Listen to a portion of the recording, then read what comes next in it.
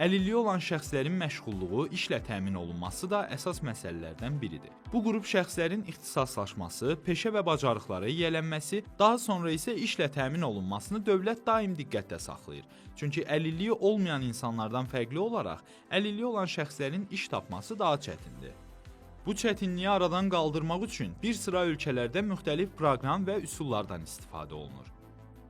Təkcə 2025-ci ilin 10 ayı ərzində 6500-ə yaxın əlilliyi olan şəxs məşğulluq tədbirlərinə cəlb edilib. Agentlik tərəfindən mütəmadi olaraq əlilliyi olan şəxslərin məşğulluq imkanlarının artırılması və cəmiyyətə adaptasiyası məqsədi ilə müxtəlif layihələr icra olunur və eyni zamanda Dövlət Məşğulluq Agentliyinin elə fəaliyyət istiqamətləri var ki, həmin fəaliyyət istiqamətlərinin əsas məqsədi sosial cəhətdən həssas kateqoriyalardan olan vətəndaşların, eləcə də əlilliyi olan şəxslərin məşğulluq məsələlərinin həll edilməsinə yönəldilib.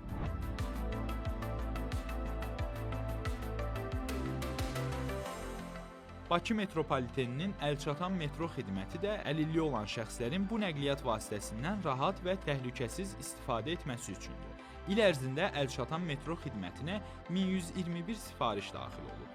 1113 sərnişin xidmətin imkanlarından istifadə edir. Bu barədə Bakı metropoliteni Qapalı Səhmdar Cəmiyyətinin İctimaiyyətlə Əlaqələr və Kommunikasiya Departamentindən bildirilib.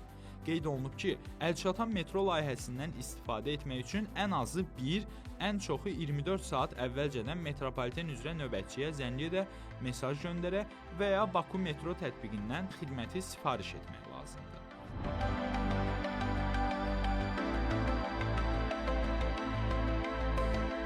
Eyni zamanda inklüziv təhsil sahəsində də görülən işlər genişlənir. Belə ki, bir çox orta təhsil məktəblərində, xüsusilə də ali təhsil müəssisələrində inklüziv təhsillə bağlı bir çox layihələr həyata keçirilir.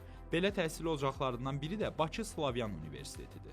Burada inklüziv təhsil əsas önəm kəsb edən məsələlərdən biridir. Hazırda Bakı Slavyan Universitetində 16 əlilliyi olan şəxs tələbə təhsil alır.